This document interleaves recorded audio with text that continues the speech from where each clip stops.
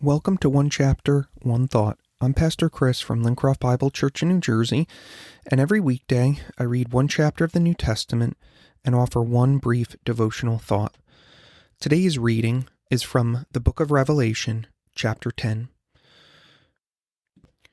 Then I saw another mighty angel coming down from heaven, wrapped in a cloud and with a rainbow over his head, and his face was like the sun, and his legs like pillars of fire. He had a little scroll open in his hand, and he set his right foot on the sea and his left foot on the land, and called out with a loud voice, like a lion roaring. When he called out, the 7 thunders sounded.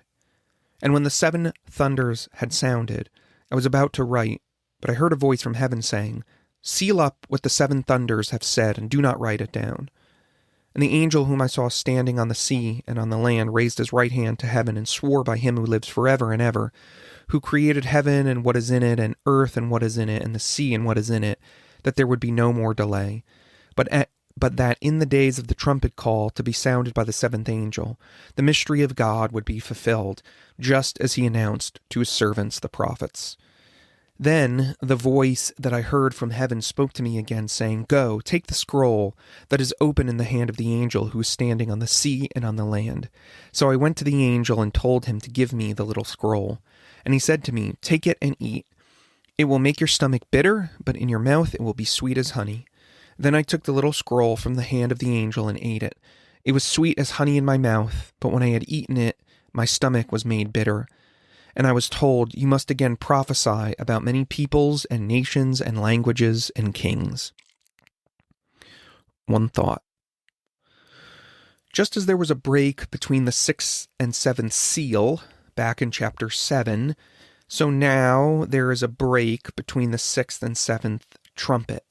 So before this 7th trumpet will be blown, a strong angel brings the scroll that Jesus opened to John, and now John is going to eat the scroll.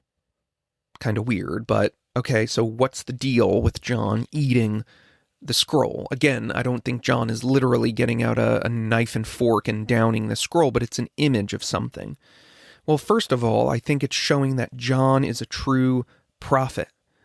We need to understand that Revelation is built on the Old Testament, especially in the books of Daniel and Ezekiel. And in Ezekiel chapter 2, we have this description of the prophet Ezekiel, and he actually is eating a scroll. God is speaking to Ezekiel and says, "But you, son of man, hear what I say to you. Be not rebellious like that rebellious house. Open your mouth and eat what I give you." And when I looked, behold, a hand was stretched out to me, and behold, a scroll of a book was in it.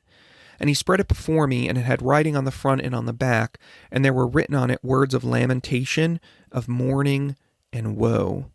And he said to me, "Son of man, eat whatever you find here. Eat this scroll and go, speak to the house of Israel." So I opened my mouth, and he gave me the scroll to eat. And he said to me, "Son of man, feed your belly with this scroll that I give you, and fill your stomach with it." Then I ate it, and it was in my mouth as sweet as honey. So clearly John is referring back to that passage, and he's referring back to Ezekiel too, to demonstrate that he stands in the line of the Old Testament prophets. He is a true prophet of the Lord. John is the new Ezekiel, giving insight into God's plan. But this symbolic act of eating, I think, demonstrates, and what it's symbolizing is that John is understanding the message that God has given to him.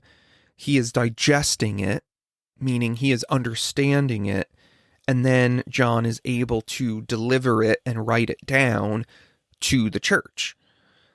But notice that this scroll, which represents God's plan, is both sweet and bitter. The scriptures are a message of salvation and judgment, as we've seen throughout Revelation. The good news of the gospel only makes sense on the backdrop of the bad news that we are sinners and we are under God's righteous and holy wrath, as horribly demonstrated in Revelation chapters 8 and 9. But we can experience delight and sweetness through the gospel. And so stay anchored to Scripture, have your ears tuned to hear what John is trying to say, and it will guide our way and bring us to Christ.